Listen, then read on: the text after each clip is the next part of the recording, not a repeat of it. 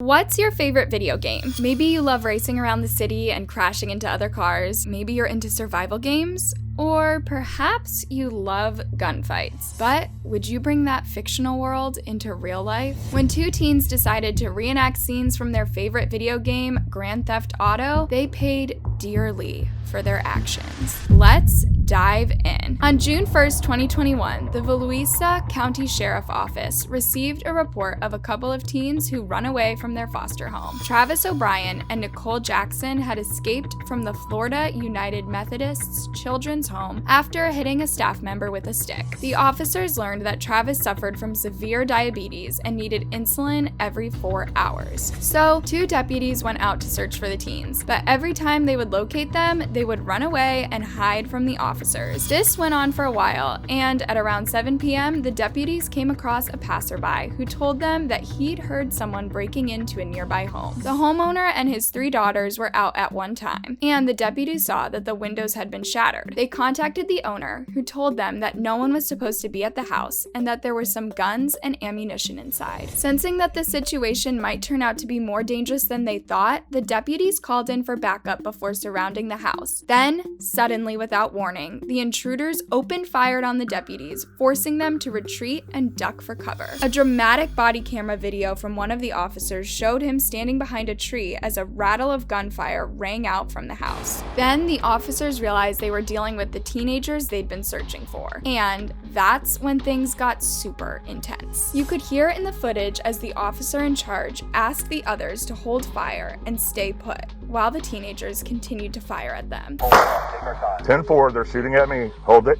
Hold the air. I'm code 4. She's re-racking around inside the shotgun. All right, let's not engage them anymore. Let's not challenge them. One of the officers was even praying for things to not end badly. He was a dad of 2 teenagers and could not imagine having to hurt someone so young. Don't let me do this.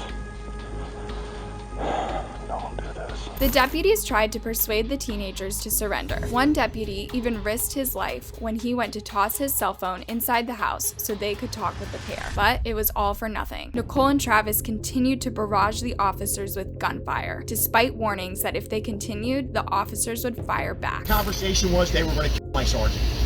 They were coming out to kill cops. They were coming out to kill deputies.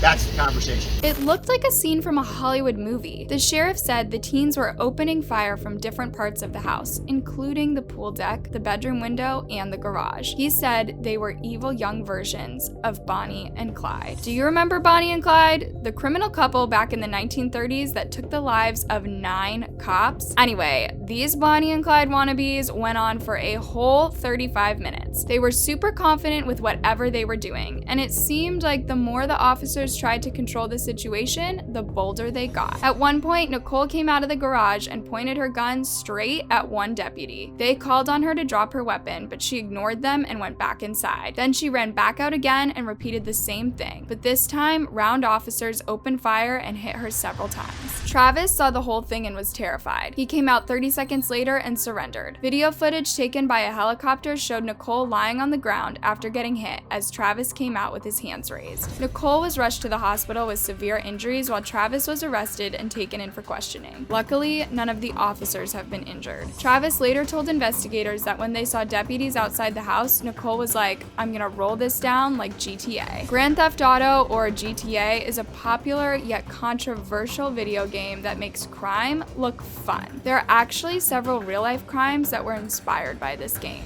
So, Nicole and Travis saw the cops coming, and instead of turning themselves in, they thought they could be their favorite characters in GTA and take on the police. They probably had no idea what they were doing was so dangerous to their survival. They clearly didn't think about the outcome, never cared that they might hurt someone, or that their actions might destroy their lives. Sheriff Mike Chitwood was totally furious with the entire situation. He said that in his 35 years as an officer, he'd never seen a couple of armed teenagers coming at cops like that. He commended his deputies, saying that they showed a lot of restraint in the situation and that things would have been much worse. Deputies did everything they could tonight to de-escalate, and they almost lost their lives to a 12-year-old and a 14-year-old. If it wasn't for their training and their supervision. He called the group home a disgrace and blamed the Department of Juvenile Justice for sending such teens to a place that couldn't handle them. The juvenile justice system is broke. People need to face facts. Instead of listening to faith groups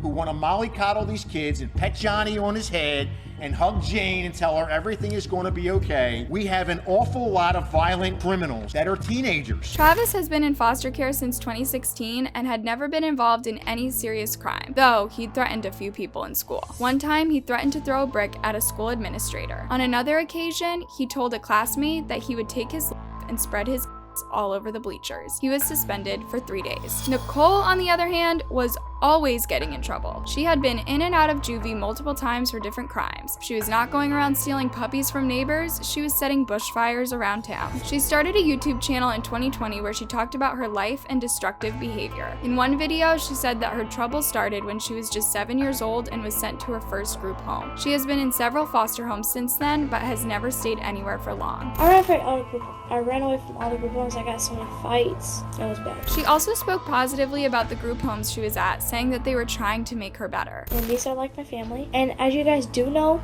group homes are not what you think they are. They try to make you better. I'm planning on staying my life here instead of going to adoptive family. Nicole's father, Steve Jackson, defended his daughter, saying that she's not a hardcore criminal, like the sheriff was portraying her. My daughter ain't no thug. She ain't no gangster and nothing like that. You know, she stole puppies. What kind of gangster steals a puppy? However, he also admitted that he did not know his 14-year-old daughter knew how to use a gun. Nicole and Travis are currently facing charges of armed burglary and attempted homicide of law enforcement officers. Although Travis and Nicole are equally responsible for what happened, Travis will be tried in a juvenile court, while Nicole will be charged as an adult. This is partially because of the age difference and Nicole's previous history with the law. Travis appeared before a judge for the first time on June 3rd, and you could tell from the distant look on his face that he had no idea what the judge was talking about. He was taken to a secure detention center where he would stay until the next court order. When Nicole was discharged from the hospital, she also appeared before a judge and was ordered to be held without bond. The guy who owns the house that the teens broke into later revealed that he believed it was targeted because a sheriff's star was hanging from the window. Travis and Nicole had smashed the bathtubs, toilets, and furniture with baseball bats, resulting in around $100,000 in damages. The man said he did not have insurance, though he was relieved that no one was home at the time. The 8 officers involved in the incident are currently on administrative leave as the case is being investigated. Meanwhile, the CEO of the group home released a press statement calling the incident tragic and saying that the system had failed the youths. He said that the teens required more care than the home could not provide. In April 2021, a security guard at the same group home lost his life after a teenage boy beat him until he passed away. The boy, who was only 14 years old, punched the guard several times on the head when he was being told to go back to his room. The teen has since pleaded guilty to manslaughter and is currently in juvie. These cases are just insane. The ease at which youths are committing crimes is terrifying, and while they may try to blame it on a video game, it's really on them. They know exactly what they're doing, and they should face the consequences for their actions. This brings us to the end of our video today. What do you think of this case? Is the law too soft in dealing with young criminals? Do video games play a larger part than we realize? Let me know your thoughts down in the comment section.